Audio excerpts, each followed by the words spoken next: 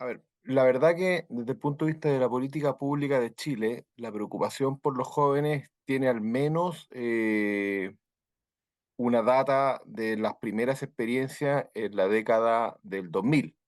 cuando se crea la unidad Pro Empleo, que después se llama Chile Joven, que lo que busca es precisamente impulsar políticas públicas de empleo para la inserción laboral de los jóvenes, a toda vista de que la tasa de ocupación de los jóvenes es una tasa de ocupación que en esa época era muy baja, hoy día sigue siendo baja, pero claramente ha habido un avance en eso. Y el año 2009 en particular se crea la ley del subsidio al empleo joven, que ya involucra recursos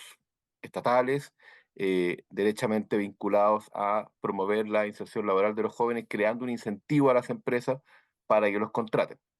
Entonces, yo te podría decir que al menos ya bien entrado la década del 2000, un diagnóstico muy compartido era que la tasa de ocupación de los jóvenes era una tasa baja, la tasa de participación también, y eso hace entonces que se cree una institucionalidad pública que termina ya en un cuerpo legislativo contundente como es la ley del subsidio del empleo joven en el año 2009, y a partir de entonces se han desarrollado múltiples iniciativas, algunas de las cuales vamos a comentar hoy. Mira, yo te diría que básicamente tiene que ver con el concepto de incentivar la inserción laboral de los jóvenes por el lado de la mitigación de la falta de experiencia de los jóvenes. Me explico con esto. Cuando se crea la ley el 2009 del subsidio al empleo joven, el supuesto era que por haber un incentivo a la contratación, se iba a dinamizar concretamente la contratación de jóvenes. En la práctica, eso termina siendo una política pública de bajo impacto porque tú no tienes la fuerza de una política pública de inserción laboral de jóvenes cuando solamente piensas en el incentivo económico. El gran problema de las empresas para contratar a un joven es la falta de experiencia finalmente, y porque la falta de experiencia es un gap de productividad, al fin y al cabo. Y por lo tanto, lo que termina siendo mucho más exitoso ya en la década pasada son justamente la creación de programas como los programas duales. Por ejemplo, el que vamos a ver hoy, Aprendice, que es un programa que no solo genera un incentivo a la contratación, sino que además genera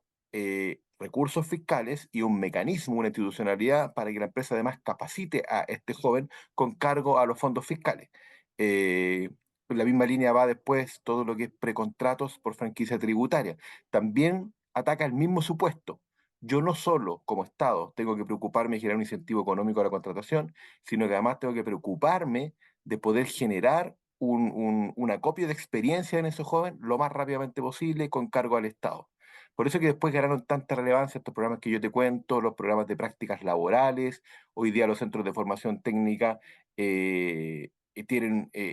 generan un tremendo impulso para que los jóvenes hagan sus prácticas laborales con cargo al Estado dentro de las empresas productivas, y eso ha hecho entonces que se haya dinamizado mucho la contratación de jóvenes.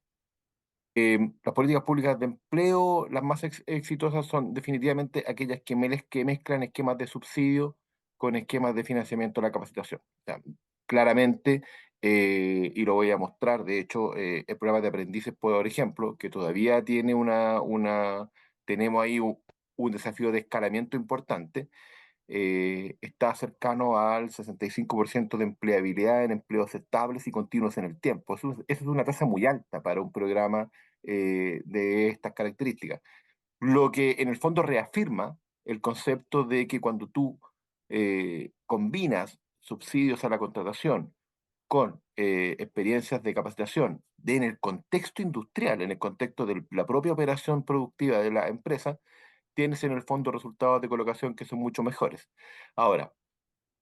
no todo va a ser un programa dual, porque los programas dual son por definición caros y uno tiene que buscar también alternativas intermedias. Y desde ese punto de vista, yo creo que las políticas públicas que hoy día nos han dado señales importantes en el mundo de los subsidios, de cómo generar una mayor tasa de empleabilidad producto de los incentivos fiscales a la contratación,